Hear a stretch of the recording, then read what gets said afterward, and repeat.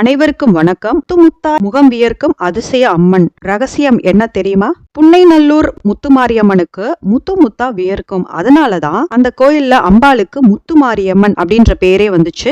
அது மட்டும் இல்லாம இந்த கோயிலுக்கு வந்து வழிபட்டோம் அப்படின்னா முத்துமுத்தா போட்ட அம்மை உடனே குணமாகும் அப்படின்னு சொல்லப்படுது. இங்க இருக்கிற அம்பாளுக்கு அபிஷேகம் கிடையாது. இந்த கோயில்ல மூலவர் புற்றுமண்ணால ஆனதுனால 5 வருஷத்துக்கு ஒரு முறை 48 நாட்கள் தைலத்தால அபிஷேகம் நடக்கும். புன்னைநல்லூர் மாரியம்மன் திருக்கோயில் எங்க இருக்கு அப்படின்னு பார்த்தோம்னா தஞ்சாவூர் டு திருவாரூர் சாலையில தஞ்சையில இருந்து 7 கிலோமீட்டர் தூரத்துல புன்னைநல்லூர் அப்படின்ற அந்த ஊர் இருக்கு.